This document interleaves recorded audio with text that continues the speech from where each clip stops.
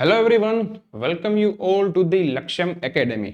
બરાબર, તો આજે આપણે જીઓટેકનિકલ એન્જિનિયરિંગના લેક્ચર નંબર 4માં આપણે અલગ અલગ વોટર કન્ટેન્ટની મેથોડોલોજી અને યુનિટ વેઇટ ફાઇન્ડ આઉટ કરવાની મેથોડોલોજી વિશે ભણીશું.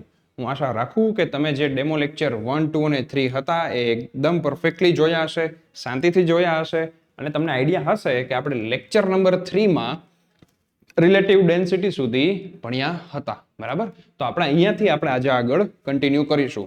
બરાબર, પણ એ પહેલા આપણી બેચ વિશેની જસ્ટ વાત કરી દઉં કે લક્ષ્યમ એકેડેમી તમારા માટે લઈને આવ્યું છે AA અને વર્ક આસિસ્ટન્ટ સિવિલની તૈયારી કરવા માટેની એક સ્પેશિયલ બેચ. બરાબર, તો જે કોઈ ડિપ્લોમા સિવિલ કરેલું હોય, જે વિદ્યાર્થી મિત્રોએ ડિપ્લોમા સિવિલ અને જે કોઈ કેન્ડિડેટ AA અને વર્ક આસિસ્ટન્ટની તૈયારી કરવા માંગે છે તો તે અમારી લક્ષ્યમ એકેડેમી સુધી તરત તમે કોન્ટેક્ટ કરી શકો છો, અમારી બેચ જોઈન કરી શકો છો. રાઈટ, જે આપણી બેચ છે લક્ષ્યમ એકેડેમીની AA અને વર્ક આસિસ્ટન્ટની, બરાબર, સિંગલ એક જ બેચ છે કે જેની પ્રાઇસ રહેશે 7,999 રૂપીઝ. બરાબર, આ પ્રાઇસ છે એ વિથ મટીરિયલ રહેશે. ઓકે, આ પ્રાઇસ છે એ વિથ મટીરિયલ છે. અને જો કોઈ વિદ્યાર્થી કે કેન્ડિડેટ વિધાઉટ મટીરિયલ જોડાવા માંગે છે તો એની પ્રાઇસ રહેશે 6,999. બરાબર, અહીંયા આપણે વિધાઉટ મટીરિયલ રહેશે, વિધાઉટ મટીરિયલ. રાઈટ, તો જો કોઈ કેન્ડિડેટને કઈ બી ક્વેરી હોય ફોર્મ ભરવામાં કે આ બેચ રિલેટેડ, તો તે લક્ષ્યમ એકેડેમીનો જરૂરથી કોન્ટેક્ટ કરી શકશે. અમે પૂરી રીતે તમારી હેલ્પ કરીશું. બરાબર, આશા રાખું કે તમારી તૈયારી હવે એકદમ પૂરેપૂરા જોરથી સ્ટાર્ટ થઈ ગઈ હશે. ઓકે, તો આપણે લેક્ચર નંબર 4માં આગળ વધીએ કે ભાઈ આજે આપણે ભણીશું methods of water content. Right, તો કે ભાઈ મેથડ ઓફ વોટર કન્ટેન્ટ શું છે? પહેલા તો વોટર કન્ટેન્ટ શું છે? તો તમે સૌ જાણતા હશો કે ભાઈ ratio of weight of water to the weight of solid. બરાબર, weight of water to the weight of solid, એને આપણે શું કહીએ છીએ? તો કે ભાઈ વોટર કન્ટેન્ટ. બરાબર, અહીંયા તમે જોઈ શકશો કે જે કંઈ વેઇટ ઓફ સોલિડ છે, બરાબર, વેઇટ ઓફ સોલિડ છે એના રિસ્પેક્ટમાં આપણે વોટર કન્ટેન્ટ જે કંઈ ફાઇન્ડ આઉટ કરી છે. બરાબર, અહીંયા તમે જોઈ શકો છો, એને આપણે શું કહીએ છીએ? Water content. બરાબર, તો બેઝિકલી કદાચ તમને આઈડિયા હશે જ કે ફિલ્ડ ઉપર જ્યારે કોઈ બી કન્સ્ટ્રક્શન ચાલતું હોય, બરાબર, તો અલ્ટિમેટલી જે કંઈ કન્સ્ટ્રક્શનનો લોડ છે એ તો સોઇલ ઉપર જ આવવાનો છે. તો તમારે સોઇલની અલગ અલગ પ્રોપર્ટી ચેક કરવી પડે. તો જે કોઈ સોઇલની પ્રોપર્ટી આપણે ચેક કરવી છે તો એના માટે આપણે શું કરશું? તો કે ભાઈ સોઇલને લેબોરેટરીમાં ટેસ્ટ કરવા માટે મોકલશું. તો જે ટેસ્ટ કરવા માટે તમે સોઇલને મોકલશો લેબોરેટરીમાં, તો એમાંનો જ એક ટેસ્ટ છે જસ્ટ વોટર કન્ટેન્ટ. બરાબર, કે એમાંથી આપણે વોટર કન્ટેન્ટ ફાઇન્ડ આઉટ કરી છે. તો વોટર કન્ટેન્ટ કઈ રીતે મળે છે? બરાબર, સિમ્પલ સાદી ભાષામાં કહ્યું તો આ પાણીના ટકા છે કે આપણી સોઇલમાં પાણીના ટકા શું છે, વોટરનું કન્ટેન્ટ કેટલું છે, કેટલા પર્સન્ટેજ વોટર છે. બરાબર, તો આપણે અહીંયા એ ચેક કરી છે. બરાબર, તો એની કેટલી મેથડ છે? તો અહીંયા તમે જોઈ શકો છો કે ટોટલ 7 મેથડ આપેલી છે. બરાબર, ઇન જનરલ તમે તમારી કોલેજમાં એક મેથડ તો કરી જશે, કઈ? તો કે ભાઈ ઓવન ડ્રાય મેથડ. બરાબર, ઓવન ડ્રાય મેથડ તો બધાએ કરી જશે કે તમે ઓવનની અંદર સોઇલને 24 કલાક માટે ગરમ કરવા મૂકી દો છો. બરાબર, અને 24 કલાક પછી જે કાંઈ મોઇસ્ચર હોય છે એ ઇવાપોરેટ થઈ જાય છે ઓવનની અંદર. રાઈટ, તો આપણે 1 બાય 1 બધી મેથડ્સ જોઈશું. બરાબર, પહેલી મેથડ છે ઓવન ડ્રાય મેથડ, પછી છે પિક્નોમીટર, સેન્ડ બાથ, આલ્કોહોલ, કેલ્શિયમ કાર્બાઇડ, ટોર્ઝન બેલેન્સ અને રેડિયેશન મેથડ. તો આ દરેક મેથડ આપણે 1 બાય 1 જોઈએ. ક્લાસ 3 ની એક્ઝામને રિલેટેડ ક્યાંથી કયા ક્વેશ્ચન આવી શકે છે આપણે એ વસ્તુ જોશું. એવું નહીં કરી કે કોઈ પણ એક મેથડમાં એટલા ઘૂસી જાય કે એની અંદર આપણે પીએચડી કરી લઈએ. બરાબર, આપણે જેટલું ક્લાસ 3 લેવલની એક્ઝામમાં પૂછાય છે, જેટલા ટોપિક્સ ઇમ્પોર્ટન્ટ છે, જેટલા કોઈ આંકડાઓ ઇમ્પોર્ટન્ટ છે, એ ખાસ કરીને આ મેથડની થિયરીમાં આપણે યાદ રાખવા પડશે. ઓકે, તો પેલા વેલા આપણે જોઈએ, અહીંયા તમને ઓવન દેખાતું જ હશે. બરાબર, એટલે એના ઉપરથી તમને ખબર પડી ગઈ છે કે આપણી કઈ મેથડ છે? તો કે ભાઈ ઓવન ડ્રાય મેથડ. રાઈટ, હવે અહીંયા તમે જોઈ શકો છો કે મેં જેટલા પોઈન્ટ હાઇલાઇટ કરેલા છે ઓવન ડ્રાય મેથડમાંથી, એટલા પોઈન્ટમાંથી ઇન જનરલ એમસીક્યુ તમને ક્યાંક ને ક્યાંક ક્લાસ 3 ની કે ક્લાસ 2 ની એક્ઝામ્સમાં જોવા જ મળ્યા હશે. રાઈટ. તમે જોઈ શકો છો કે પહેલા તો આપણે એમ કહી શકીએ કે ભાઈ ઓવન ડ્રાય મેથડ છે એ પહેલા તો લેબોરેટરીની મેથડ છે, બરાબર. એ તમને ખ્યાલ હોવી જોઈએ, કારણ કે આપણે ઓવનને આખું ફિલ્ડમાં લઈને તો જાતા નથી, બરાબર. તો લેબની અંદર જ્યારે ઓવન હોય છે તો આખી લેબોરેટરી મેથડ જ થઈ કહેવાય, રાઈટ. તો આ જે લેબોરેટરી ટેસ્ટ છે. બીજી વાત, ઇઝી અને એક્યુરેટ મેથડ છે, બરાબર. આ એક ખ્યાલ હોવો જોઈએ, કારણ કે સોઇલને તમે જ્યારે ટ્રેમાં મૂકો છો અને એ આખી ટ્રેને તમે ઓવનની અંદર મૂકી દો છો, તો આમાં કંઈ બીજું તમારે રોકેટ સાયન્સ કરવાનું આવતું નથી, રાઈટ. એટલે જ આને આપણે ઇઝી અને એક્યુરેટ મેથડ કહી છે, બરાબર. ઓકે, તો વાત શું કરી છે કે ભાઈ ટેમ્પરેચર છે જે ઓવનનું એ 105 ડિગ્રીથી 110 ડિગ્રી વચ્ચે જ હોવું જોઈએ, બરાબર, 24 કલાક માટે. એટલે જનરલી ક્વેશ્ચન અહીંયાથી બનતો હોય છે કે જ્યારે ઓવન ડ્રાય મેથડથી જો તમે સોઇલને, બરાબર, જો તમે સોઇલનું વોટર કન્ટેન્ટ ફાઇન્ડ આઉટ કરવા માંગો છો તો નોર્મલી તમે કેટલું ટેમ્પરેચર રાખો છો, બરાબર. તો આ આંકડો ખાસ યાદ રહેવો જોઈએ કે 105 થી 110 અંશ ડિગ્રી સુધી આપણે ટેમ્પરેચરને મેન્ટેન કરવું પડે છે, બરાબર. બીજી વાત કે આપણે જે સોઇલ છે એને 24 કલાક માટે મૂકી છે, બરાબર. 105 થી 110 ડિગ્રી, બરાબર, એ આપણે મેન્ટેન કરવું પડે છે. કેટલા ટાઈમ પીરિયડ પૂરતું? તો કે ભાઈ 24 અવર્સ. ઓકે, એ પછી જોઈએ આ બી ઇમ્પોર્ટન્ટ પોઈન્ટ છે કે ભાઈ જ્યારે ઓર્ગેનિક સોઇલ તમારી પાસે આવે છે લેબમાં ટેસ્ટિંગ કરવા માટે, રાઈટ. જ્યારે ઓર્ગેનિક સોઇલ આવે છે કે એવી સોઇલ કે જેની અંદર વેજીટેબલના મટીરિયલ્સ, બરાબર, એના મેટર્સ અવેલેબલ હોય છે, મીન્સ કે ગ્રાઉન્ડ લેવલની સોઇલ હોય, બરાબર. તો એ ટાઈપની ઓર્ગેનિક સોઇલ હોય ત્યારે તમારે ટેમ્પરેચર 60 ડિગ્રીથી 80 ડિગ્રી સુધીનું મેન્ટેન કરવું પડે છે, બરાબર. આ મોસ્ટ ઇમ્પોર્ટન્ટ MCQ છે, બરાબર. જો ક્વેશ્ચનમાં, બરાબર, ડ્યુરિંગ ધી એક્ઝામ જો ક્વેશ્ચનમાં એટલું સ્પેસિફાઈ કર્યું છે કે ભાઈ તમારી પાસે ઓર્ગેનિક સોઇલ છે, બરાબર, ઓર્ગેનિક સોઇલ છે, then the temperature to maintain for organic soil 4 option આપી દીધા હશે. ઓપ્શનમાં 105 થી 110 હશે, પણ આપણે યાદ હોવું જોઈએ કે ઓર્ગેનિક સોઇલ હોય, બરાબર, જ્યારે ઓર્ગેનિક સોઇલ હોય ત્યારે ટેમ્પરેચર કેટલું રાખશું? 60 થી 80 ડિગ્રી, બરાબર. તો આ આંકડો ખાસ યાદ રાખજો. ઓકે, બીજી વાત, ટેમ્પરેચર એબોવ 110 ડિગ્રી ત્યારે શું થાય? તો કે ભાઈ સ્ટ્રક્ચરલ વોટર મે લોસ્ટ, બરાબર. આપણને એમ થાય કે ભાઈ 105 થી 110 વચ્ચે રાખવાનું, 110 થી વધી જાય તો શું થાય? તો ત્યારે શું થશે? તો કે ભાઈ જેટલા વોટર પાર્ટિકલ્સ છે, બરાબર, સોઇલ પાર્ટિકલ્સ છે સોઇલની અંદર, બરાબર, તો એ બધા સ્ટ્રક્ચરલ વોટરથી એકબીજા સાથે જોડાયેલા હશે. હવે તમે 105 110 પછી બહુ વધારે જ જાવ, ટેમ્પરેચર વધારે જાવ તો શું થશે? જે કાંઈ સ્ટ્રક્ચરલ વોટર છે સોઇલની અંદરનું એ બી રિમૂવ થઈ જશે, અને એ રિમૂવ થવાથી શું થશે કે ફોર એક્ઝામ્પલ આપણી પાસે કોહેઝિવ સોઇલ હોય તો એનો કલર ચેન્જ થઈ જાય છે, ઘણીવાર એનું કોહેઝન હોય છે એ બી લૂઝ થઈ જાય છે, રાઈટ. તો એવા બધા ઇસ્યુ થવાના લીધે આપણે એને 110 ડિગ્રીથી ઉપર વધારે જનરલી કરતા નથી, બરાબર. ટેમ્પરેચર 105 થી 110 ડિગ્રી મેન્ટેન રાખી છે.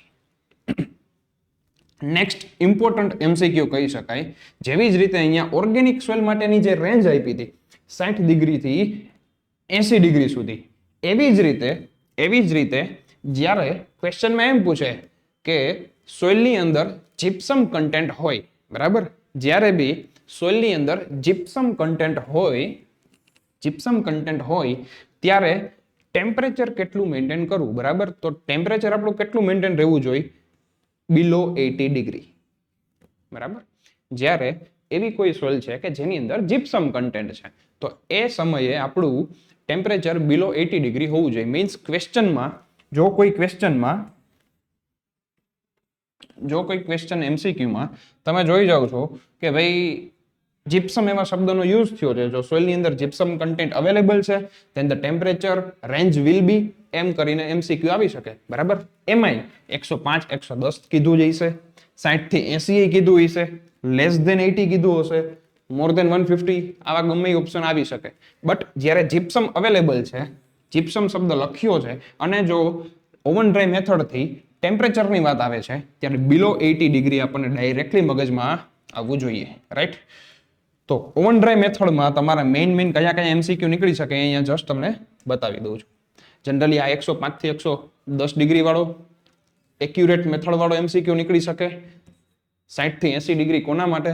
ઓર્ગેનિક સોઇલ માટેનો એમસીક્યુ, જીપ્સમ માટે લેસ ધેન 80 ડિગ્રી. તો આ ચારક એમસીક્યુ તમારા માટે ઓવન ડ્રાય મેથડમાંથી ગમે કોઈ પણ એક એમસીક્યુ પૂછી શકે. બટ આ 4 પોઈન્ટ છે એ મોસ્ટ ઇમ્પોર્ટન્ટ પોઈન્ટ છે, રાઈટ? તો આ વસ્તુ ખાસ યાદ રાખજો. ઓકે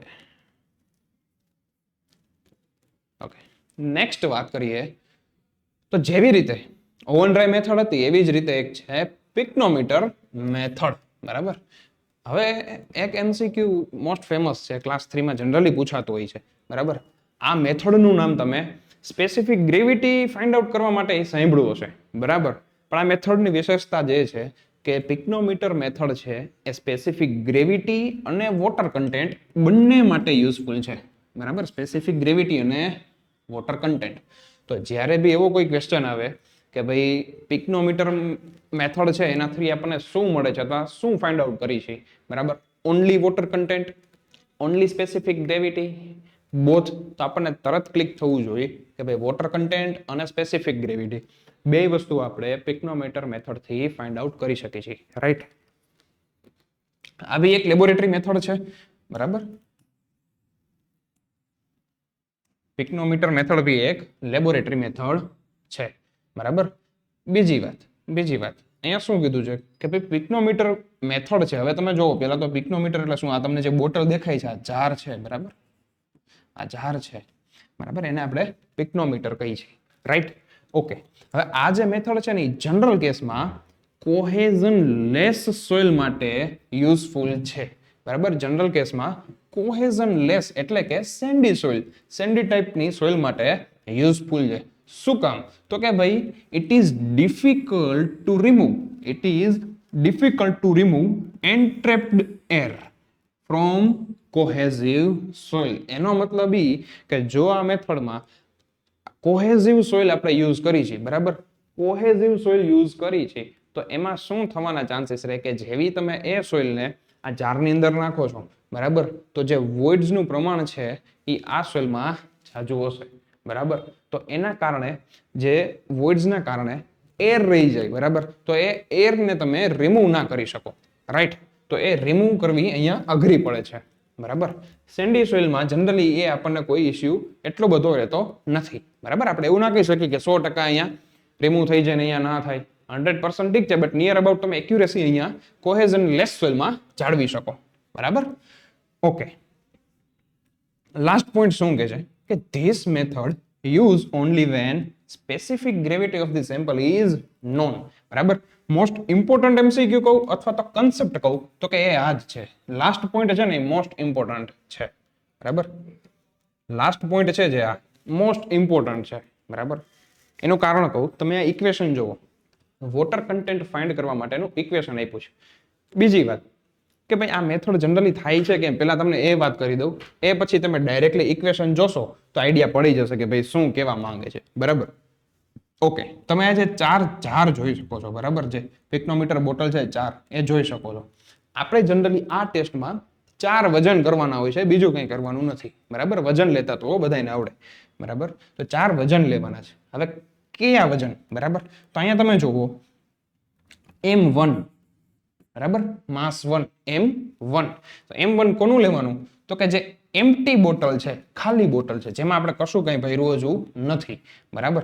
તો M1 એટલે કે જે આ જાર છે કે પિક્નોમીટર બોટલ છે એનું એમ્પ્ટી વેટ લઈ લેવાનું. ડન. M1 થઈ ગયું.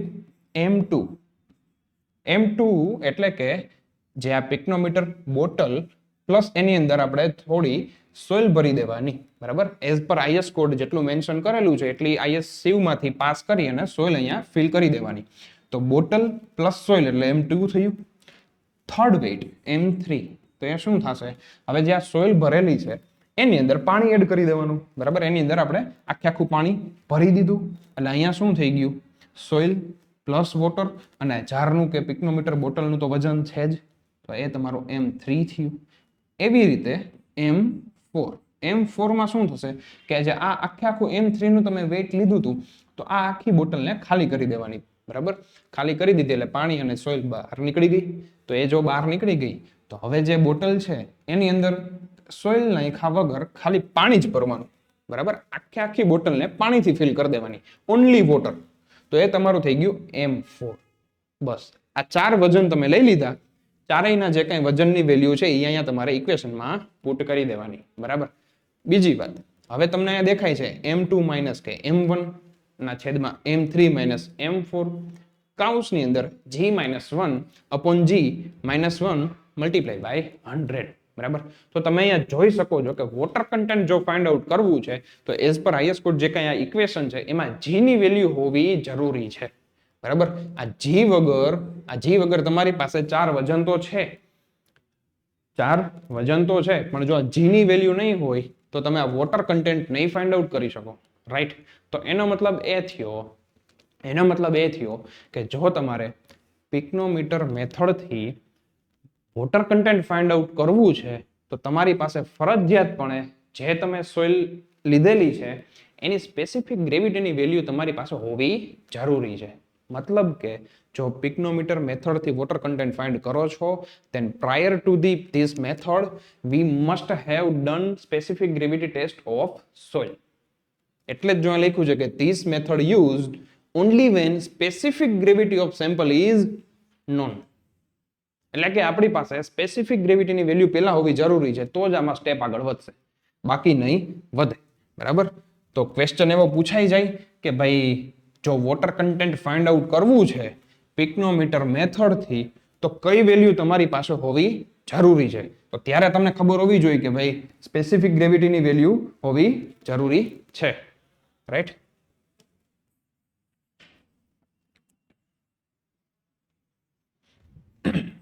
ઓકે, નેક્સ્ટ મેથડની વાત કરીએ તો કે બીજી મેથડો અહીંયા આપેલી છે કે ભાઈ સેન્ડ બાથ મેથડ છે, આલ્કોહોલ મેથડ છે, કેલ્શિયમ કાર્બાઇડ મેથડ છે, ટોર્ઝન બેલેન્સ મેથડ છે. ઓકે, તો એમાં આપણે વાત કરીએ કે સેન્ડ બાથ મેથડ. ઓકે, સેન્ડ બાથ મેથડ. તો પહેલા આપણને એ ખ્યાલ હોવો જોઈએ કે જનરલ કેસમાં એમસીક્યુ કઈ રીતે પૂછાઈ જાય કે ભાઈ સેન્ડ બાથ નીચેનામાંથી કઈ મેથડ છે ફિલ્ડ મેથડ છે, બરાબર.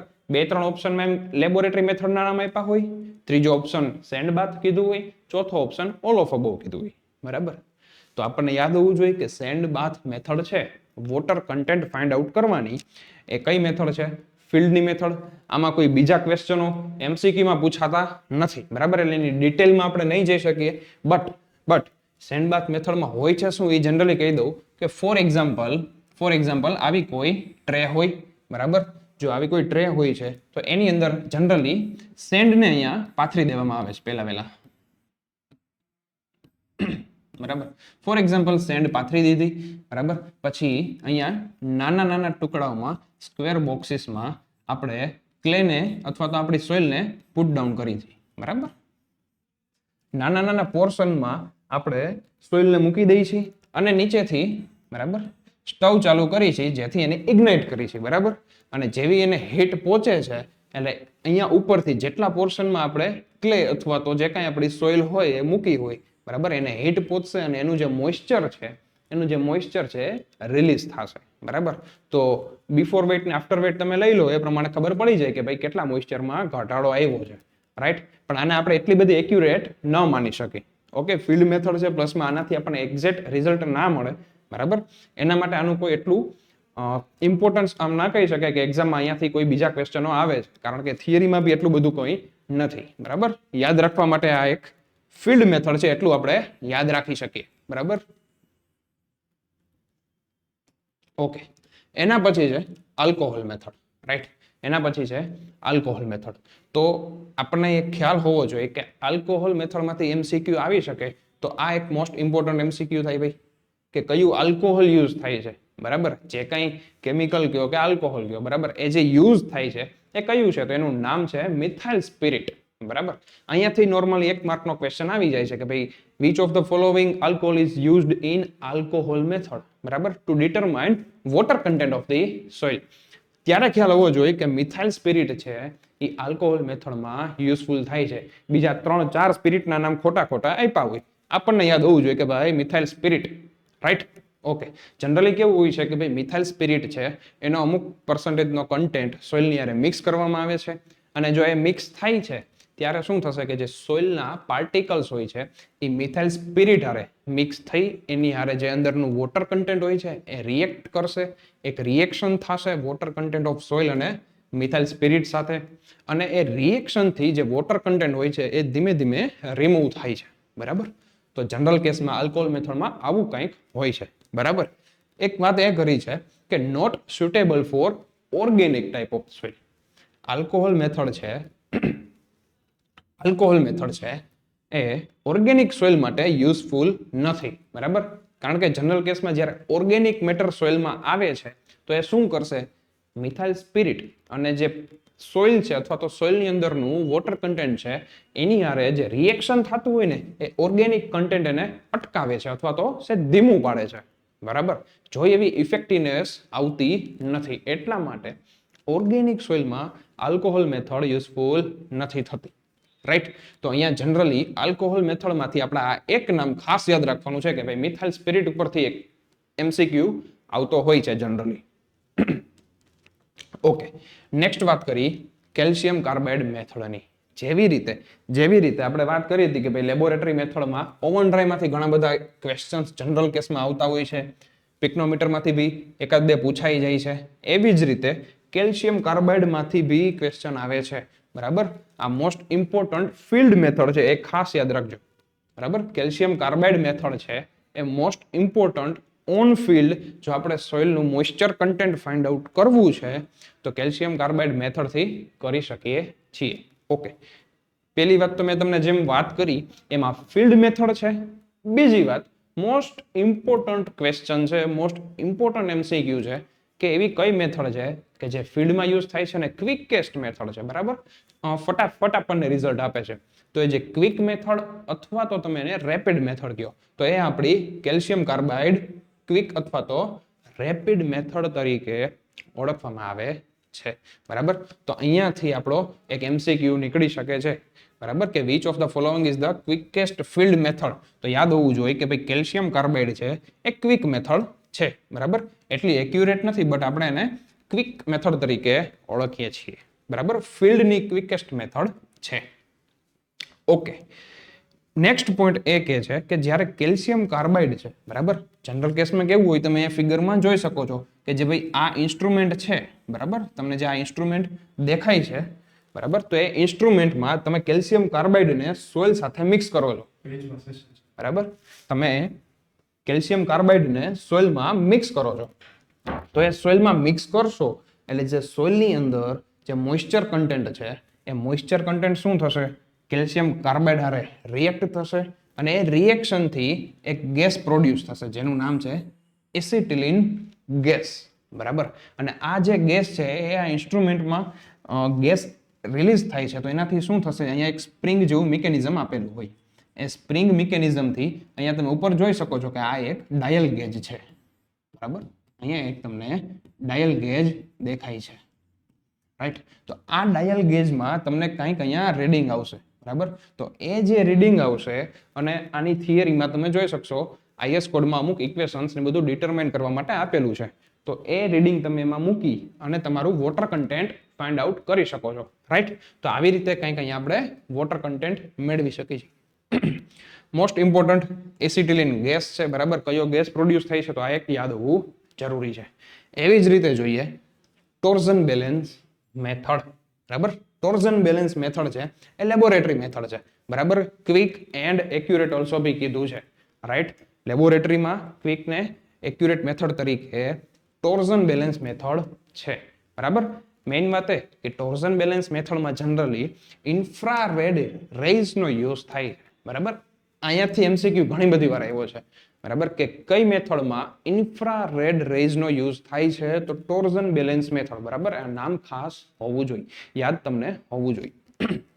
જનરલી શું થાય છે કે ઇન્ફ્રારેડ રેઝ છે એ આખી સોઇલમાં પેનેટ્રેટ થતા હોય તો સોઇલમાં એ જે રેઝ પેનેટ્રેટ થાય એના કારણે જે મોઇસ્ચર કન્ટેન્ટ હોય એ બધું ઇવાપોરેટ થાય. બરાબર. રાઈટ. તો એવી રીતે ઇન્ફ્રારેડ રેઝનો યુઝ કરી આપણે મોઇસ્ચર કન્ટેન્ટ ફાઇન્ડ આઉટ કરી શકીએ છીએ. બરાબર. તો એ મેથડનું નામ છે ટોર્ઝન બેલેન્સ મેથડ. ઓકે. એ પછી છે રેડિયેશન મેથડ. બરાબર. હવે જે રેડિયેશન મેથડ છે એ તમે જોઈ શકો છો કે ઓન ફિલ્ડ, બરાબર, ઓન ફિલ્ડ સેમ્પલને ડિસ્ટર્બ કર્યા વગર જો તમારે મોઇસ્ચર કન્ટેન્ટ ફાઇન્ડ કરવું છે તો એના માટે આપણે રેડિયેશન મેથડ યુઝ કરી છે, બરાબર. અહીંયા તમે જોઈ શકો છો કે જે કેપ્સ્યુલ ઇન્સર્ટ કરેલી છે, બરાબર, ગ્રાઉન્ડમાં. જનરલ કેસમાં થશે શું કે અહીંયા એક ઇમિટર આપેલું હોય અને બીજી બાજુ શું હોય, ડિટેક્ટર અથવા તો રિસીવર, બરાબર. એમસીક્યુ ક્યાંથી પૂછાય છે તો કે ભાઈ આ મેથડમાં આપણે રેડિયો એક્ટિવ મટીરિયલનો યુઝ કરી છે, બરાબર. તો as a radio active material તરીકે તમે કોબાલ્ટ 60 નો યુઝ કરો છો, બરાબર. તો જે કોબાલ્ટ 60 અહીંયાથી જે રેઝ હોય છે, બરાબર, એ એમિટરમાંથી પાસ થાય છે, એમિટરમાંથી આપણે રિલીઝ કરી છે, ડિટેક્ટરમાં કેચ થશે શું કે એ ઇન બિટવીન એમની વચ્ચે અહીંયા જે કાંઈ બી સોઇલ રહેલી છે તો એ સોઇલમાં કંઈક મોઇસ્ચર હશે, બરાબર. જો મોઇસ્ચરનું પ્રમાણ વધારે હોય તો અહીંયાથી જે રેઝ નીકળશે એ પ્રોપરલી અહીંયા સુધી નહીં પહોંચે, બરાબર. જો અહીંયા મોઇસ્ચર કન્ટેન્ટ જાજો હશે તો અહીંયા રેઝને પહોંચવામાં તકલીફ થશે, બરાબર. તો જેટલા રેઝ અહીંયા પહોંચે છે એના ઉપરથી કેલ્ક્યુલેશન કરી અને વોટર કન્ટેન્ટ આપણને મળે છે, રાઈટ.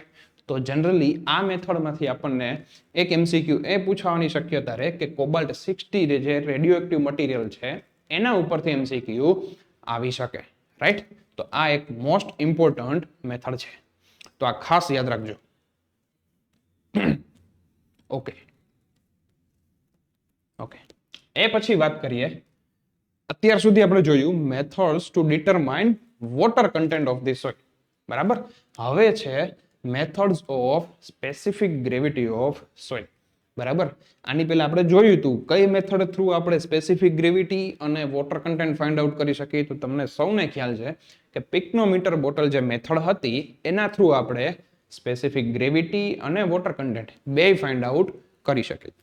ઓકે, તો આપણે વોટર કન્ટેન્ટ તો જોયું પિક્નોમીટર બોટલ મેથડથી, તો એવી જ રીતે હવે જોશું કે સ્પેસિફિક ગ્રેવિટી ઓફ સોઇલ કેમ ફાઇન્ડ થાય, બરાબર. મેથડોલોજી સેમ જ છે કે જે આપણે 4 વજન કરવાના છે એ 4 વજન લેવાના છે. ફોર એક્ઝામ્પલ W1 એટલે એમ્પ્ટી વેઇટ ઓફ પિક્નોમીટર, W2 એટલે બોટલ, બરાબર, empty bottle plus soil, W3 એટલે બોટલ પ્લસ સોઇલ તો છે જ તમારી પાસે, એની અંદર આપણે શું એડ કરશું તો કે ભાઈ પાણી, બરાબર. એટલે bottle plus soil plus water, બરાબર, એ તમારું થઈ ગયું W3. હવે આ જે આખું મિક્સચર હતું એને બહાર કાઢી દેશું અને ખાલી બોટલની અંદર શું ભરશું, પાણી. તો એ તમારું થઈ જશે W4, રાઈટ. તો એ જે તમને 4 વજન મળશે W1, 2, 3 એન્ડ 4, તો એ તમારા સ્પેસિફિક ગ્રેવિટીના ઇક્વેશનમાં વેલ્યુ પુટ કરવાની રહેશે, બરાબર. ઇક્વેશન જસ્ટ યાદ રાખજો, W2 માઇનસ કે W1 કાઉન્સની અંદર W2 minus W1 minus W3 minus W1, ક્યાંય પ્લસ આવતું નથી એટલે યાદ રાખજો, બરાબર, કે બધે માઇનસ જ આવે છે, બરાબર. તો એવી રીતે તમે યાદ રાખી શકો છો. આ 4 વજન જ અહીંયા પુટ કરવાના છે, બરાબર. આપણે જનરલી 2 બોટલ આવે છે, બરાબર. આને ડેન્સિટી બોટલ કહી છે અને પિક્નોમીટર બોટલ કહી છે, બરાબર, અથવા તો આપણે જાર કહી છે. જનરલી ફાઇન ગ્રેઇન સોઇલ હોય, બરાબર, ત્યારે આપણે ડેન્સિટી બોટલના યુઝથી સ્પેસિફિક ગ્રેવિટી ફાઇન્ડ આઉટ કરીએ, બરાબર. જ્યારે સેન્ડ કે જ્યારે એગ્રીગેટ કે મોટા સોઇલ પાર્ટિકલ્સ હોય છે અથવા તો કોર્સ સોઇલ હોય છે ત્યારે આપણે પિક્નોમીટર બોટલથી ફાઇન્ડ આઉટ કરી છે. ઓકે, તો આ હતી તમારી સ્પેસિફિક ગ્રેવિટી ઓફ સોઇલ. અહીંયાથી ક્વેશ્ચન ક્યાં આવે તો કે ભાઈ આપણે એમસીક્યુમાં એવો ક્વેશ્ચન આવતો હોય છે કે ભાઈ ડેન્સિટી બોટલ મેથડથી અથવા તો પિક્નોમીટર બોટલ મેથડથી તમે સ્પેસિફિક ગ્રેવિટી ફાઇન્ડ આઉટ કરો છો ત્યારે ટેમ્પરેચર કેટલું મેન્ટેન કરવાનું, બરાબર. તો અહીંયા તમે જોઈ શકો છો કે ભાઈ ટેમ્પરેચર 27 ડિગ્રી જેટલું મેન્ટેન કરવાનું થાય છે, બરાબર.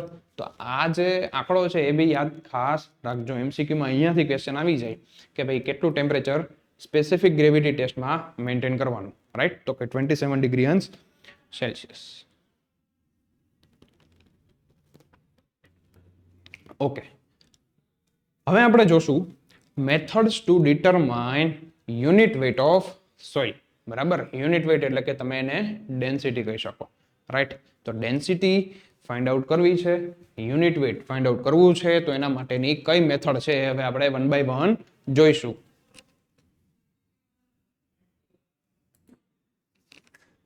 ઓકે, તો તમે જોઈ શકશો કે યુનિટ વેઇટ ઓફ સોઇલ એટલે શું થાય. તો જનરલી તમને આઈડિયા હશે કે ભાઈ યુનિટ વેઇટ એટલે કે માસ અપોન વોલ્યુમ, બરાબર. આપણે અલગ અલગ યુનિટ વેઇટ આની પહેલાના લેક્ચરમાં ભણી ગયા હતા. તો એ ફાઇન્ડ આઉટ કરવા માટેની કઈ કઈ મેથડ છે, તો જનરલી પ્રેક્ટિકલ પર્પઝથી વાત કરું દોસ્તો, તો કોર કટર મેથડ અને સેન્ડ રિપ્લેસમેન્ટ મેથડ આ બે ઇન જનરલ યુઝ થતી હોય છે, બરાબર.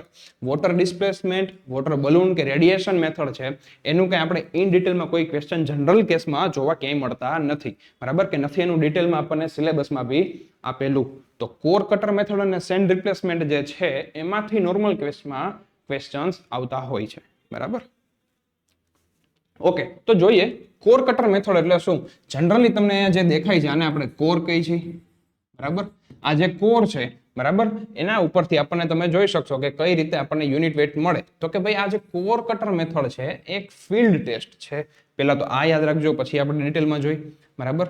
જનરલી કયા કેસમાં સુટેબલ છે, તો કે ભાઈ કોહેઝિવ સોઇલ હોય, મીન્સ કોહેઝન લેસ નથી કીધું, કોહેઝિવ કીધું છે, બરાબર. એટલે કે સિલ્ટ છે કે ક્લે છે, રાઈટ. તો સુટેબલ ફોર કોહેઝિવ સોઇલ, બરાબર. એવા કેસમાં આપણે કોર કટર યુઝ કરીએ છીએ, બરાબર.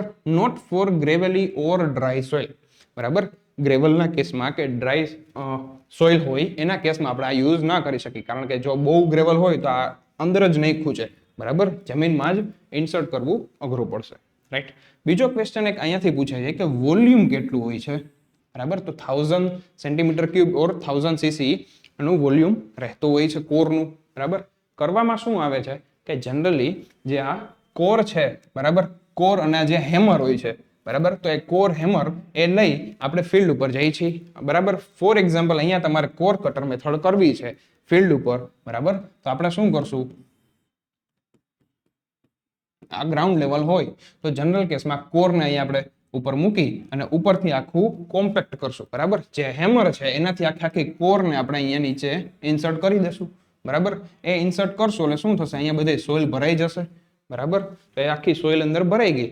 તો આપણે કરવાનું શું થાય કે જ્યારે લેબમાંથી ફિલ્ડ ઉપર ગયા હોય એની પહેલા આ જે આખું કોર છે એનું એમ્પ્ટી વેઇટ તો તમે લીધું હોય, રાઈટ. તો આનું માની લો એમ્પ્ટી વેઇટ XYZ ગ્રામ હોય, બરાબર. હવે તમે ફિલ્ડ ઉપરથી આખી સોઇલ કાઢી અંદર સોઇલ ફિલ કરી અને લેબમાં લઈ આવશો મટીરિયલ આખું. લેબમાં લઈ આવ્યા ત્યારે કોરનું શું કરશો, તમે બીજી વાર પાછું વજન કરશો, બરાબર, સોઇલની સાથે. એટલે તમને વેઇટ 2 મળશે કે જે સોઇલની સાથે હશે, બરાબર. તો જ્યારે તમારી પાસે આનું એમ્પ્ટી વેઇટ બી છે અને સોઇલની સાથેનું વેઇટ છે, બંનેનો ડિફરન્સ લઈ લેશો એટલે સોઇલનું વજન મળી જશે, બરાબર. એટલે તમને માસ મળી ગયું. માસ ડિવાઇડેડ બાય જે આ વોલ્યુમ તો કીધું છે 1000 છે એ કરી નાખો એટલે ડાયરેક્ટલી અહીંયા આપણને યુનિટ વેઇટ ઓફ સોઇલ મળી જાય, બરાબર. તો ક્લાસ 3 ની પરીક્ષાઓમાં કહો કે કોઈ પણમાં કોર કટર મેથડની મેથોડોલોજી સમજાવવાનું ક્યાંય એમસીક્યુમાં આવતું નથી, બટ જનરલ કેસમાં આપણને એ ખબર હોવી જોઈએ કે ફિલ્ડ મેથડ છે, કોહેઝિવ સોઇલ માટે યુઝ થાય છે, ગ્રેવલી સોઇલ માટે યુઝ જનરલી નથી થતી, બરાબર. અને એનું વોલ્યુમ કેટલું હોય છે તો કે ભાઈ 1000 સીસી ઓર 1000 cm ક્યુબ, બરાબર. એવી જ રીતે સેન્ડ રિપ્લેસમેન્ટ મેથડ છે, અહીંયા તમે જોઈ શકો છો આ આખી એસેસરીઝ છે એ સેન્ડ રિપ્લેસમેન્ટ મેથડની છે, બરાબર. અહીંયા તમને આ ટ્રે દેખાતી હશે, કન્ટેનર દેખાય છે, બરાબર. વેટ લેવા માટેનું વેઇંગ મશીન બી સાથે છે અહીંયા નીચે, રાઈટ. તો અહીંયા તમે જોઈ શકો છો આખી જે એસેસરીઝ છે બધી એ સેન્ડ રિપ્લેસમેન્ટ મેથડની છે, બરાબર. બીજી વાત, સેન્ડ રિપ્લેસમેન્ટ મેથડ આપણને ઓન ફિલ્ડ જ્યારે હાઈવેનું કામ ચાલતું હોય કે ત્યાં આપણે ઓન ફિલ્ડ યુનિટ વેઇટ ગોતવું હોય કે તમે સોઇલને કોમ્પેક્ટ કરી દીધી છે બટ કેટલા યુનિટ વેઇટ છે તો એ ફાઇન્ડ આઉટ કરવું છે કે ઓન ફિલ્ડ યુનિટ વેઇટ શું રહ્યું છે, તો આપણે અહીંયા સેન્ડ રિપ્લેસમેન્ટ મેથડનો બી યુઝ કરી છે, બરાબર.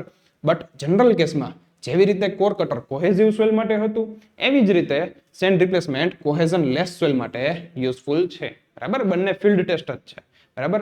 આની મેથોડોલોજી થોડી કોમ્પ્લેક્સ હોય છે કારણ કે અહીંયા આપણે તમને ડિટેલમાં નહીં સમજાવી શકી, કારણ કે આપણા સિલેબસમાં બહુ સેન્ડ રિપ્લેસમેન્ટ મેથડની અંદર જઈને ક્વેશ્ચન આવતા નથી કે મેથોડોલોજી કોઈ આપણને પૂછતું નથી, બરાબર. બટ ઇન જનરલ કેવું હોય છે તો કે ભાઈ ફિલ્ડ ઉપર માની લો ગ્રાઉન્ડ લેવલ છે, બરાબર.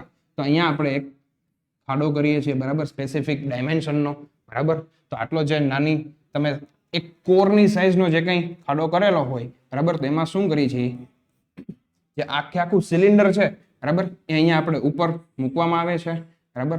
અને આ સિલિન્ડરની અંદર સેન્ડ ભરેલી હોય છે, બરાબર. સ્ટાન્ડર્ડ સેન્ડ ભરેલી હોય છે, તો એ દરેક આખી જે સેન્ડ છે એ આ સિલિન્ડરમાંથી આ ખાડામાં ફિલ થઈ જશે, બરાબર, આ ખાડામાં ફિલ થઈ જશે, બરાબર. તો આ જે ટુ બી સ્પેસિફિક જે કઈ ડાયમેન્શનનો તમે જે કોર ખોદેલું હોય અથવા તો ખાડો કરેલો હોય, બરાબર, એનું ડાયમેન્શન તમને ખ્યાલ હશે, એટલે કે એનું વોલ્યુમ ખ્યાલ હશે.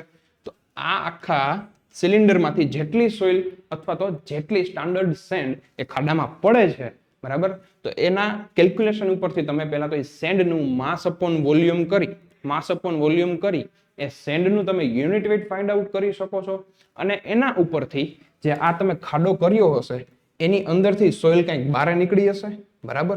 તો ઈ કેટલી સોઇલ બહાર નીકળી એ માસ અપોન આ જે કાંઈ વોલ્યુમ છે એ કરો એટલે ઓન ફિલ્ડ તમે જે ખાડામાંથી સોઇલ બહાર કાઢી એનું તમને યુનિટ વેઇટ મળી જાય, બરાબર. બટ જનરલ કેસમાં આપણે આ કઈ પ્રોસિજર એક્ઝામમાં ક્લાસ 3 માં ડબલ એ કે વર્ક અસિસ્ટન્ટમાં પૂછાતી નથી, બરાબર.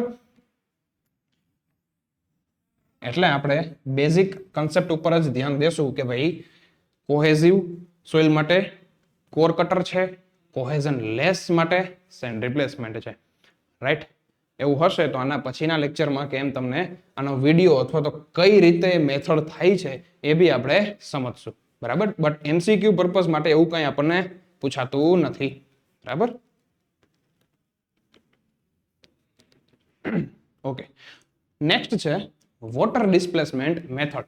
વોટર ડિસ્પ્લેસમેન્ટ મેથડ છે એક લેબ મેથડ છે, બરાબર. જનરલ કેસમાં કેવું થાય છે કે જે વોટરથી ભરેલું એક આખું કન્ટેનર જેવું હોય છે, રાઈટ. એ કન્ટેનરમાં માની લો આખું વોટર ભરેલું હોય છે, આ આખું વોટર ભરેલું હોય છે, બરાબર.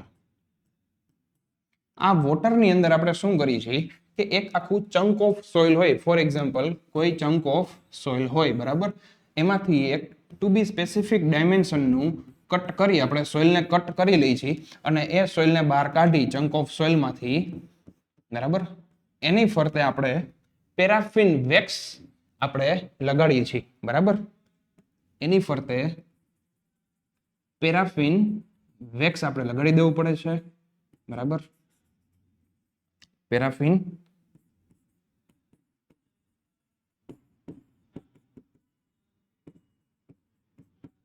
વેક્સ લગાડી છે અને આ પેરાફિન વેક્સ સહિત આ જે આખું સોઇલનું સેમ્પલ છે એને આપણે આ પાણીની અંદર આપણે મૂકી છે, બરાબર. કન્ટેનરની અંદર આપણે આપણા સોઇલ સેમ્પલને ડુબાડી દઈએ છીએ. હવે તમે માની લો સોઇલ સેમ્પલ એની અંદર ડુબાડશો તો શું થશે, થોડું વોટર અહીંયા બહાર સ્પીલ આઉટ થશે, બરાબર. થોડું વોટર બહાર સ્પીલ આઉટ થશે, બરાબર. તો આપણને ખ્યાલ છે કે ભાઈ જેટલું વોટર માની લો અહીંયાથી ડિસ્પ્લેસ થશે કેના બરાબર હશે, બરાબર. આ જે સોઇલનું જે કઈ વજન હશે, બરાબર, સોઇલનું જેટલું વજન હશે, બરાબર, સોઇલના વજનથી જે કઈ આ વોટર બહાર ડિસ્પ્લેસ આઉટ થશે, બરાબર. તો એ જે વોટરનું વોલ્યુમ કોના બરાબર હશે, આ સોઇલના વજનને બરાબર, રાઈટ. જેટલું પાણીનું વોલ્યુમ અહીંયાથી બહાર નીકળશે કોના બરાબર હશે, તો કે આ સોઇલના વજનને બરાબર, રાઈટ. તો આ મેથોડોલોજીથી બી તમે unit weight of soil find out કરી શકો છો, રાઈટ. બટ જનરલી આપણે કોર કટર અથવા તો સેન્ડ રિપ્લેસમેન્ટ પહેલા જ યુઝ કરી છે, બરાબર. એવી જ રીતે જે વોટર બલૂન મેથડ છે અથવા તો રેડિયેશન મેથડ છે, જનરલી આ બે મેથડ આપણે યુઝફુલ નથી થતી, બરાબર. એટલું બધું ઉપયોગમાં નથી લેતા.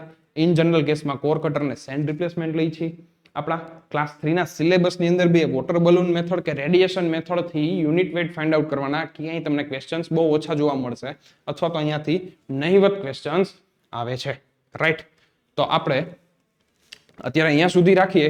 નેક્સ્ટ લેક્ચરમાં જનરલી તમારું અહીંયા ચેપ્ટર 1 પૂરું થાય છે, બરાબર. નેક્સ્ટ લેક્ચરમાં ચેપ્ટર 1 ના મોસ્ટ ઇમ્પોર્ટન્ટ દરેક MCQ લઈને તમારી સાથે હું આવીશ, બરાબર. તો નેક્સ્ટ લેક્ચરમાં ખાસ જોડાજો, જેની અંદર આપણે MCQ નું ડિસ્કશન કરશું કે ભાઈ ચેપ્ટર નંબર 1 છે soil origin and its property. જેવી રીતે આપણે પહેલું ચેપ્ટર ફિનિશ કર્યું હમણાં, એવી જ રીતે દરેક ચેપ્ટર ફિનિશ કરી દરેક ચેપ્ટરના એન્ડમાં એના થોડા ઘણા MCQ આપણે લેતા જશું and at the end of the subject આપણે દરેક MCQ સોલ્વ કરીશું, રાઈટ. તો અહીંયા આપણે હવે જોઈએ કે પેલા ચેપ્ટરમાંથી કઈ ટાઈપના MCQ આવી શકશે, રાઈટ. ઓકે, તો ફર્સ્ટ MCQ તમારી સ્ક્રીન ઉપર છે, તમે જોઈ શકો છો કે ભાઈ ક્લાસ 3 લેવલે આ ટાઈપના ક્વેશ્ચન્સ આવે છે. હવે તમે જોજો શું પૂછ્યું છે, તો કે ભાઈ the ratio of volume of voids to the total volume of soil mass is called બરાબર, બહુ જ બેઝિક કન્સેપ્ટ છે. બરાબર, તમે લોકોએ આપણા લેક્ચરમાં જોયું જશે કે આપણે અલગ અલગ ડેફિનેશનની પ્રેક્ટિસ કરી હતી. બરાબર, તો આ ટાઈપના ક્વેશ્ચન ઘણીવાર ક્લાસ 2 લેવલે જીપીએસસી માં બી આવી જાય છે, રાઈટ? તો આપણે ક્લાસ 3 માં તો 100% એક્સપેક્ટ કરી શકી કે આ ટાઈપના ક્વેશ્ચનો આવી જાય. બરાબર, તો આપણે જોઈએ કે શું પૂછ્યું છે. The ratio of volume of voids. બરાબર, વોલ્યુમ ઓફ વોઇડ્સ મતલબ કે volume of voids to the total volume of soil. બરાબર, અહીંયા ટોટલ વોલ્યુમની વાત ચાલી છે. તો તમને આઈડિયા હશે જ કે આપણે લેક્ચરમાં વાત થઈ હતી કે જ્યારે volume of void two the total volume હોય ત્યારે આન્સર શું આવે મિત્રો? પોરોસિટી. બરાબર, તો આપણે જોઈએ કે અહીંયા જે air content, percentage air void, void ratio, બરાબર, એ ટાઈપના આન્સર્સ નહીં આવે. આપણો આન્સર થઈ જશે પોરોસિટી. બરાબર, તમે જોઈ શકો છો કે આપણો આન્સર છે પોરોસિટી, રાઈટ? ઘણી ખરી વાર મિત્રોને એક્ઝામ સમયે એવું કન્ફ્યુઝન થતું હોય કે ભાઈ પોરોસિટી આવે કે વોઇડ રેશિયો આવે. જનરલ કેસમાં એ જ કન્ફ્યુઝન હોય. બરાબર, કે વીવી બાય વી આવે. બરાબર, જ્યારે ટોટલ વોલ્યુમની વાત કરી છે ને ત્યારે આપણે આન્સર શું આવશે? પોરોસિટી. અને વોઇડ રેશિયો ક્યારે આવે એ ખાસ યાદ રાખજો. વોલ્યુમ ઓફ વોઇડ એના છેદમાં વોલ્યુમ ઓફ સોલિડ હોય ત્યારે વોઇડ રેશિયો આવે. બરાબર, તો આટલું ખાસ યાદ રાખજો કે જ્યારે ટોટલ વોલ્યુમ આપ્યું છે તો પોરોસિટી. બરાબર, અહીંયા તમે જોઈ શકો છો કે સ્પેસિફિકલી કીધું છે કે ભાઈ ટોટલ વોલ્યુમ ઓફ સોઇલ. બરાબર, એવું નથી કીધું કે વોલ્યુમ ઓફ સોલિડ. બરાબર, વોલ્યુમ ઓફ સોલિડ એટલે સોઇલની અંદર 3 પાર્ટ હોય. બરાબર, પહેલો પાર્ટ સોલિડનો, બીજો વોટરનો અને ત્રીજો એરનો. બરાબર, તો ત્રણેય પાર્ટમાંથી અહીંયા ટોટલની વાત કરી છે એટલે આન્સર પોરોસિટી છે.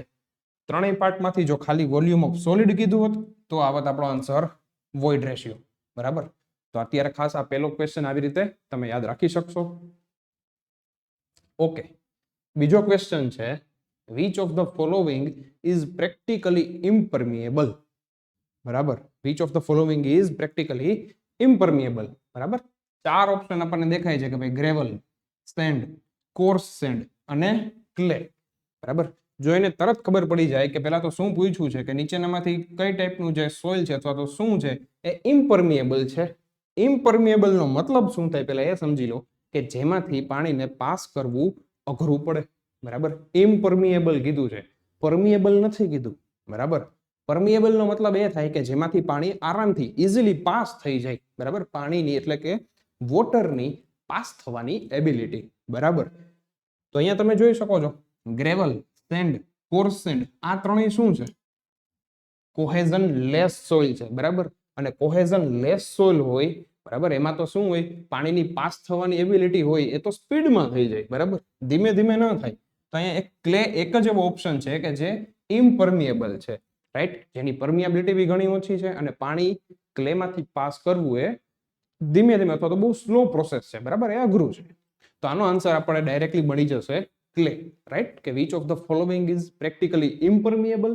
તો આ ત્રણેય ઓપ્શન જો કોર્સ સેન્ડ જ છે અથવા તો કોર્સ સોઇલ જ છે. Gravel, send, course send, clay એક જ કોહેઝિવ સોઇલ છે. બરાબર, આ ત્રણેય વસ્તુ કોહેઝન લેસ છે. ઓકે, તો આપણો આન્સર થઈ જશે ક્લે. ઓકે, આપણે પહેલા જ લેક્ચરમાં જોયું હતું, ડિસ્કસ કર્યું હતું કે ટાઈપ્સ ઓફ સોઇલ વિશે. બરાબર, કે the soil transported by flowing water is called. બરાબર, તમને ત્યારે બી કીધું હતું કે 1 માર્કમાં આ ક્વેશ્ચનો આવી જાય છે. બરાબર, એકાદી સોઇલ તો આવી જ જાય છે. બરાબર, એ ટેબલ ખાસ યાદ રાખજો, એમાંથી એક ક્વેશ્ચન આરામથી આવી જશે એક્ઝામમાં, રાઈટ? તો અહીંયા તમે જોઈ શકો છો શું પૂછ્યું છે કે ભાઈ ફ્લોવિંગ વોટરથી કઈ ટાઈપની સોઇલ બને છે. બરાબર, તો તમે જોઈ શકો છો 4 ઓપ્શન છે. પહેલું aeolian soil, second one is marine soil, third one is alluvial soil and fourth one is lacustrine soil, right? તો જનરલી તમને આ એક કીવર્ડ આપ્યો છે ફ્લોઈંગ વોટર. બરાબર, તો એના ઉપરથી આપણને ખબર પડી જાય ફ્લોઈંગ વોટર શેમાં હોય? તો કે ભાઈ રિવરમાં હોય. બરાબર, નદીનું પાણી હોય એ વહેતું હોય, એ ફ્લો થતું હોય. તો ભાઈ બાય રિવર કઈ ટાઈપની આપણે સોઇલ બને છે તમને ડાયરેક્ટલી ખબર પડી જવી જોઈએ કે ભાઈ આપણો આન્સર આવો જ હોય એલ્યુવિયલ સોઇલ. બરાબર, એઓલિન સોઇલ શું કામ નહીં આવે? એઓલિન સોઇલ શું કામ નહીં આવે? આપણે એ પણ જાણી લઈએ. તો કે આપણને ખ્યાલ છે એઓલિન ટાઈપની સોઇલ છે બરાબર એ શેના દ્વારા ક્રિએટ થાય છે તો કે બાય વિન્ડ બરાબર મરીન ટાઈપની સોઇલ છે તો એમાં શું પિક્ચરમાં આવે સી બરાબર એલ્યુવિયલ સોઇલ એટલે કે આપણી રિવર કે જેની અંદર શું હોય છે ફ્લોઈંગ વોટર હોય છે લેકોસ્ટ્રીન સોઇલ શેના દ્વારા થાય તો કે એક લેક દ્વારા રાઈટ તો આ પ્રમાણે આપણે જોઈશું તો આપણો આન્સર બની જશે એલ્યુવિયલ સોઇલ બરાબર તો આ પ્રમાણે ક્વેશ્ચન્સ જનરલી ડેફિનેશન માંથી ડાયરેક્ટલી પૂછાઈ જાય છે ઓકે નેક્સ્ટ ક્વેશ્ચન છે અ pycnometer is use to determine બરાબર આપણે અલગ અલગ મેથોડોલોજી જોઈ હતી બરાબર તો એમાંથી જે ક્વેશ્ચન આવ્યો છે કે a pycnometer is use to determine specific gravity and dry density water content and void ratio third option is water content and specific gravity fourth one is dry density and void ratio બરાબર તો during the lecture બી તમને કીધું હતું કે ભાઈ પિક્નોમીટર શબ્દ આવે ત્યારે આપણને બે ટેસ્ટની જનરલી યાદ રહેવા જોઈએ કયા કયા એક તો વોટર કન્ટેન્ટ માટે યુઝ થાય છે અને બીજું સ્પેસિફિક ગ્રેવિટી બરાબર તો આપણો આન્સર અહીંયા સી ઓપ્શન થઈ જશે બરાબર પિક્નોમીટર બોટલ થી આપણે વોટર કન્ટેન્ટ અને સ્પેસિફિક ગ્રેવિટી બે ફાઇન્ડ કરી શકીએ છીએ બટ અહીંયાથી એક વસ્તુ આપણે એ બી યાદ રાખશું જો વોટર કન્ટેન્ટ પહેલા ફાઇન્ડ કરી છે તમને થિયોરિટિકલ આપણો જે લેક્ચર ભણાવ્યા હતા એમાં તમને મેં કીધું હતું કે જ્યારે જો તમે વોટર કન્ટેન્ટ ફાઇન્ડ કરો છો પિક્નોમીટરની મદદથી તો એના માટે બીજો એક એમસીક્યુ કેવો પૂછાઈ જાય કે તમારે કઈ વેલ્યુ એ પેલા આપણને ખબર હોવી જોઈએ કઈ વેલ્યુ નોન હોવી જોઈએ તો સ્પેસિફિક ગ્રેવિટી બરાબર વોટર કન્ટેન્ટ ફાઇન્ડ કરવું હોય તો આપણી પાસે સોઇલની સ્પેસિફિક ગ્રેવિટી હોવી જરૂરી છે બરાબર તો એ જ પ્રમાણે આપણને ખબર પડી ગઈ કે ભાઈ પિક્નોમીટર બોટલથી વોટર કન્ટેન્ટ અને સ્પેસિફિક ગ્રેવિટી એ બે ફાઇન્ડ કરી શકાય રાઈટ તો આપણો આન્સર થઈ જશે option number C okay easy question છે કે ભાઈ clay can be classified as બરાબર અહીંયા તમને ચાર ટાઈપની સોઇલના નામ લખ્યા છે બરાબર કે ક્લે કઈ ટાઈપની સોઇલ છે બરાબર પહેલો ઓપ્શન જોવો શું કીધું છે હાઈલી કોહેઝિવ સોઇલ બરાબર હાઈલી કોહેઝિવ સોઇલ બીજો ક્વેશ્ચન લિમિટેડ કોહેઝિવ સોઇલ બરાબર કે જેની અંદર કોહેઝન લિમિટેડ હોય okay third option is cohesion less soil એવી સોઇલ કે જેની અંદર કોહેઝન જ નથી રાઈટ ચોથો ઓપ્શન છે દરેક ટાઈપની soil all of above cohesionless B છે આપણી clay cohesive highly cohesive B clay છે અને લિમિટેડ કોહેઝિવ બી છે બરાબર તો એવું પોસિબલ ના થાય કે બધી ટાઈપની સોઇલ હોય ક્લે જોઈને આપણને ડાયરેક્ટલી એ જ ખબર પડી જાય કે જ્યારે માટીની વાત આવે ક્લેની વાત આવે ત્યારે એની અંદર શું હોય કોહેઝન હોય બરાબર એવું ન હોય કે લિમિટેડ પ્રમાણમાં હોય ઓપ્શન નંબર બી જેવું ના હોય કે લિમિટેડ પ્રમાણમાં હોય બરાબર એની અંદર નકરું કોહેઝન હોય બરાબર એટલે આપણે શું કહી શકીએ કે આપણી જે ક્લે છે that can be classified as option number A highly cohesive soil બરાબર જ્યારે કોહેઝન લેસ સોઇલ ની વાત કરી તો એની અંદર ક્લે ના આવે રાઈટ એની અંદર શું આવશે સેન્ડ છે ગ્રેવલ છે તો એ ટાઈપના જે સોઇલ છે એ બધી કોહેઝન લેસ સોઇલ કહેવાય સેન્ડ ની અંદર કોહેઝન હોતું નથી રાઈટ ગ્રેવલ ની અંદર કોહેઝન હોતું નથી that is why that soil can be known as cohesion less soil but clay can be classified as highly cohesive soil બરાબર તો આ વસ્તુ બી ખાસ યાદ રાખજો ઓકે ઓપ્શન નંબર એ ઓકે હવે તમે જોઈ શકો છો એક એક્ઝામ્પલ આવી ગયો રાઈટ આપણે આની પહેલાના લેક્ચરમાં બી એક્ઝામ્પલ સોલ્વ બી કરેલા હતા ડ્રાય યુનિટ વેઇટના બરાબર અલગ અલગ જે યુનિટ વેઇટ્સ હતા એના એક્ઝામ્પલ આપણે સોલ્વ કરેલા હતા રાઈટ તો અહીંયા તમે જોઈ શકો છો કે ભાઈ ક્લાસ 3 ની અંદર બી આવા ક્વેશ્ચન આવી જાય છે રાઈટ બહુ જ નાનો છે એવું બધું નથી કે બહુ મોટો ક્વેશ્ચન છે રાઈટ શું કીધું છે આપણે જોઈએ a soil has a bulk density of 22 kilonewton per meter cube and water content is 10%. The dry density of soil is કઈ ડેન્સિટી પૂછી છે તો કે ભાઈ ડ્રાય ડેન્સિટી પૂછી છે જો ડ્રાય ડેન્સિટી પૂછી છે એનો મતલબ ગામા ડી પૂછ્યું છે આપ્યું છે શું બલ્ક ડેન્સિટી ગામા બી આપ્યું છે 22 વોટર કન્ટેન્ટ ડબલ્યુ આપ્યું છે ભાઈ 10% રાઈટ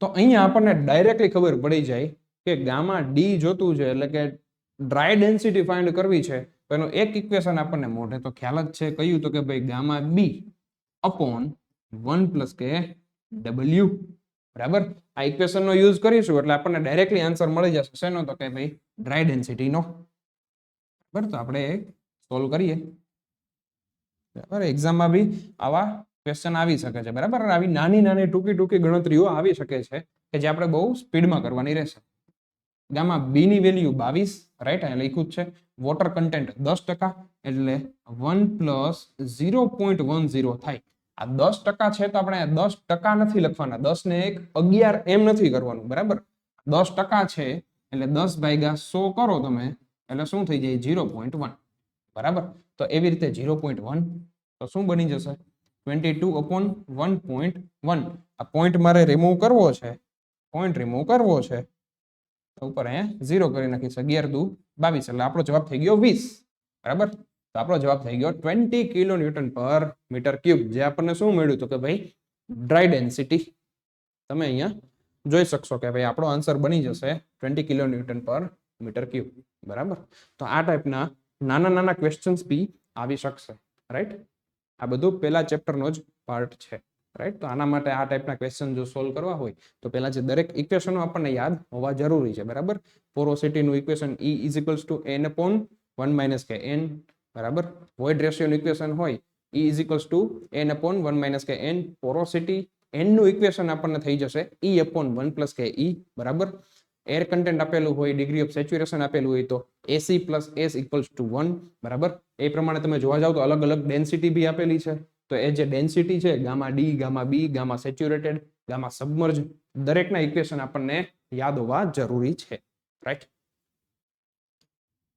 ઓકે નેક્સ્ટ ક્વેશ્ચન છે which of the following method is most accurate for the determination of the water content of soil sample બરાબર શું કીધું છે કે which of the following method is most accurate બરાબર વોટર કન્ટેન્ટ ફાઇન્ડ આઉટ કરવું છે આપણે વોટર કન્ટેન્ટ ફાઇન્ડ આઉટ કરવું છે બરાબર તો નીચેનામાંથી કઈ મેથડ મોસ્ટ એક્યુરેટ છે રાઈટ તો તમે જોઈ શકો છો ઓવન ડ્રાઇંગ મેથડ કીધી છે send bath alcohol method and calcium carbide right તો અહીંયાથી તમે જોઈ શકશો આપણે લેક્ચરમાં બી વાત કરી હતી કે જ્યારે મોસ્ટ એક્યુરેટ મેથડની વાત કરવામાં આવે બરાબર સોઇલના ટેસ્ટ જ્યારે લેબમાં કરવામાં આવે છે ત્યારે વોટર કન્ટેન્ટ ફાઇન્ડ આઉટ કરવા માટે આપણે શું કરીએ છીએ તો કે ભાઈ ઓવન ડ્રાય મેથડ બરાબર ઓવન ડ્રાય મેથડ થી આપણે વોટર કન્ટેન્ટ લેબની અંદર મોસ્ટ એક્યુરેટલી ફાઇન્ડ કરી છે બરાબર સેન્ડ બાથ મેથડ આલ્કોહોલ મેથડ એ બધી મોસ્ટ એક્યુરેટ ના કહી શકાય કેલ્શિયમ કાર્બાઇડ છે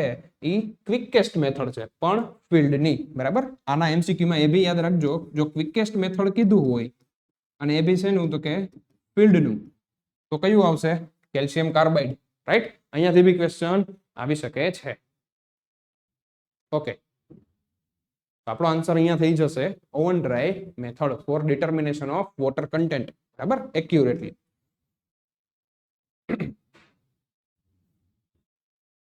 ઓકે નેક્સ્ટ ક્વેશ્ચન છે લેકોસ્ટ્રીન સોઇલ ઇઝ અ કરીને બરાબર પૂછ્યું છે કે આ ભાઈ કઈ ટાઈપની સોઇલ છે બરાબર તો અહીંયા તમે જોઈ શકો છો કે ભાઈ લેકોસ્ટ્રીન સોઇલ છે એ ઓપ્શન નંબર એ શું કે છે કે soil deposit in a C બરાબર દરિયામાં તો કે ભાઈ ના દરિયા માટે તો કઈ ટાઈપની સોઇલ આવે મરીન ટાઈપ સોઇલ આવે નેક્સ્ટ જોઈએ ઓપ્શન એટલે આપણો ઓપ્શન તો ભાઈ નિગ્લેક્ટ થઈ ગયો આ ઓપ્શન નહીં આવે આ જવાબ નહીં આવે next wind borne soil wind borne B લેકોસ્ટ્રીનમાં ન આવે કારણ કે વિન્ડ ટાઈપની સોઇલને આપણે શું કહી છીએ એઓલિન સોઇલ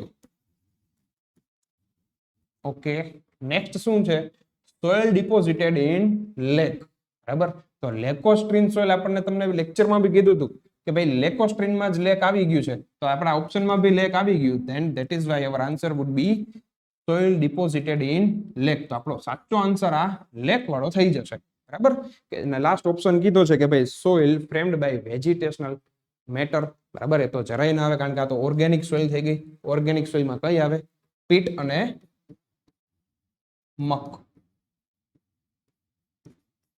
રાઈટ લેકોસ્ટ્રીન શબ્દ સાંભળીને આપણે ડાયરેક્ટ લેક યાદ આવવું જોઈએ બરાબર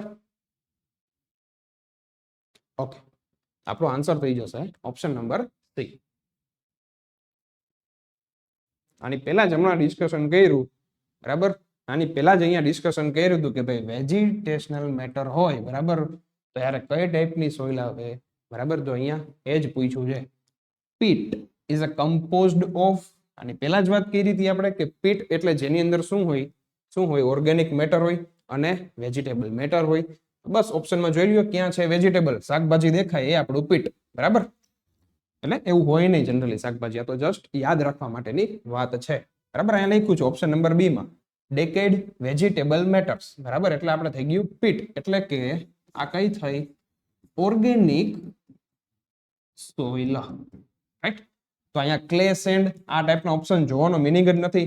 ઇનઓર્ગેનિક તો સાવ નો શબ્દ જ ન આવે, બરાબર. અને આ કંઈક સિન્થેટિક કેમિકલ, આ ભાઈ ક્યાંક બારે જ વયા ગયા કેમિકલમાં, રાઈટ. તો આપણો આન્સર ડાયરેક્ટલી થઈ જશે ડેકેડ વેજીટેબલ મેટર્સ, બરાબર. પીટની અંદર ઓર્ગેનિક સોઇલ છે એટલે વેજીટેશનનો કન્ટેન્ટ અવેલેબલ હશે તેમાં.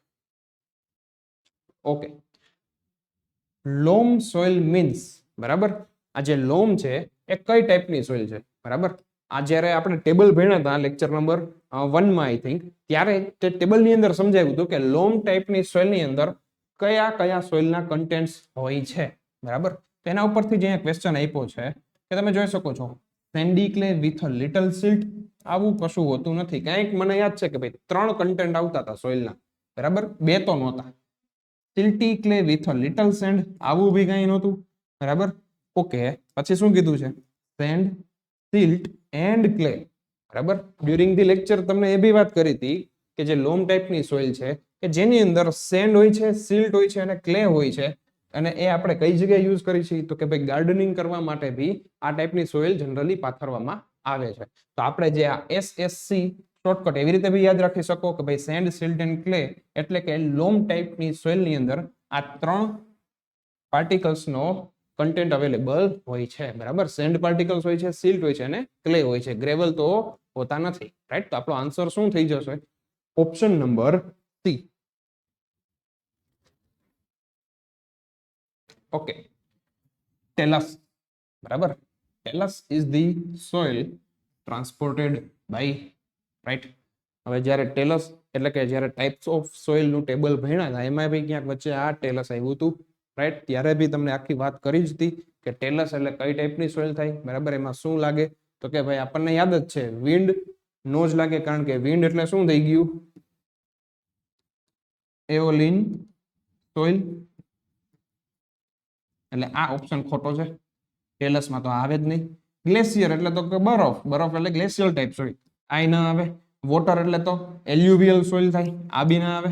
તો વધુ શું ટેલસ એટલે કે એવી સોઇલ કે જેમાં ગ્રેવિટેશનલ ફોર્સ થી આખી જે સોઇલ જનરેટ થતી હોય that is known as gravitational force, means that is known as talus, કે જેની અંદર શું હોય તો કે soil transported by gravitational force, બરાબર. તો આપણો option number A that will be the right answer for the talus, બરાબર.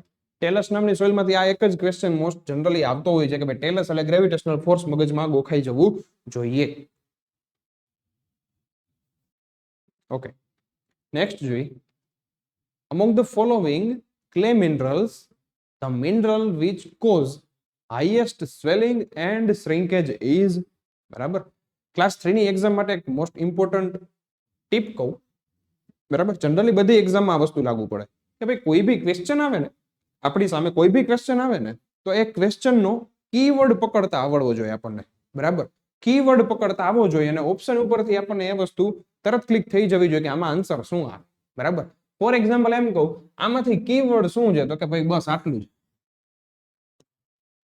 હાઈએસ્ટ સ્વેલિંગ એન્ડ હાઈએસ્ટ શ્રિંકેજ, બરાબર. એમાંથી શેમાં થાય, વાત પતી ગઈ. બીજું કઈ આપણે નથી જોવાનું. અમોંગ, ધ, ફોલોવિંગ એટલું બધું ઠીક છે, ક્વેશ્ચન બનાવ્યો છે, ફ્રેમ કર્યો છે, બટ કીવર્ડ શું કહેવા માંગે છે એના ઉપરથી તમે ક્વેશ્ચનને જનરલી ડાયજેસ્ટ કરી શકશો. ક્વેશ્ચન શું કહેવા માંગે છે ને કીવર્ડ ઉપરથી ક્વેશ્ચન ની આમ કે ને કે જે ફિલિંગ છે તમારી પાસેથી, શું આન્સર એક્સપેક્ટ કરે છે, શું પૂછવા માંગે છે એક્ઝામિનર, એ વસ્તુ તમે અહીંયાથી કાઢી શકો, રાઈટ. તો કે ભાઈ હાઈએસ્ટ સ્વેલિંગ એન્ડ શ્રિંકેજ શેમાંથી થાય છે, વાત પતી ગઈ.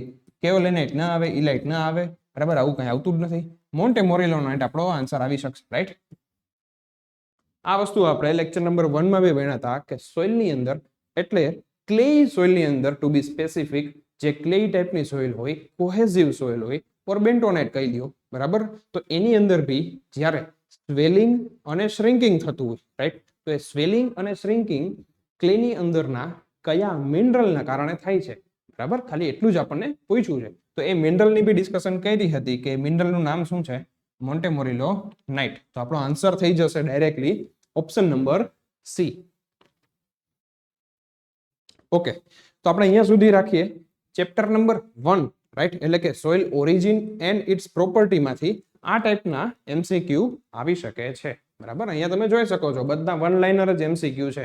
આની અંદરથી કઈ મોટી મોટી થિયરીઓ, રાઈટ, કે તમે જેની અંદર પીએચડી કરી નાખો કે એવું બધું કઈ નથી આવતું, બરાબર. આપણે 1-2 માર્ક જ લેવાના છે આની અંદરથી. ચેપ્ટર નંબર 1 માંથી 1-2 માર્કનું જ આવશે, બરાબર, બહુ કઈ જાજુ પૂછાય નહીં, રાઈટ. તો આ બધા જે ઇક્વેશન છે એ બી યાદ હોવા જોઈએ, બરાબર.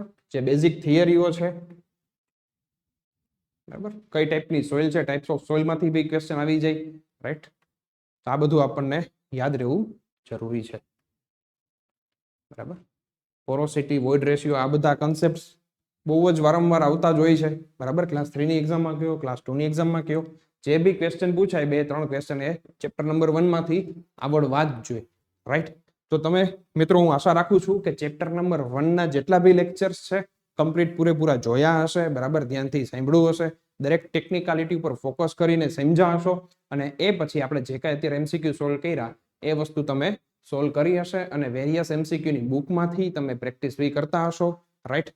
તો આવી જ રીતે આપણે આગળ મળીશું અને નેક્સ્ટ ચેપ્ટર બાય ચેપ્ટર આપણી બેચની અંદર બધી થિયરીઓ સમજશું અને દરેક ચેપ્ટરના એમસીક્યુ બી આરામથી સોલ્વ કરીશું, રાઈટ, કે જેટલી સ્ટાન્ડર્ડ બુક છે દરેક બુકના એમસીક્યુ બી સોલ્વ કરીશું, અને હું તમને ખાસ પ્રેક્ટિસ કરાવડાવીશ આપણી EE અને વર્ક આસિસ્ટન્ટની એક્ઝામ માટે, બરાબર. જે ક્લાસ 3 ની એક્ઝામ ગૌણ સેવા લેવાનું છે, EE અને વર્ક આસિસ્ટન્ટની, તેના સિલેબસ વાઇઝ, ચેપ્ટર વાઇઝ દરેક એમસીક્યુ આપણે સોલ્વ કરીશું અને એની હું તમને પ્રેક્ટિસ કરાવીશ, રાઈટ. તો આશા રાખું કે તમને આ વિડીયો ગમ્યો હશે, તમને થોડું ઘણું કંઈ માહિતી મળી હશે, તમને મદદગાર થશે, રાઈટ. તો આવી જ રીતે બીજા વિડીયોમાં આપણે મળીએ, ત્યાં સુધી મને રજા આપો. Thank you. જય હિન્દ, જય ભારત.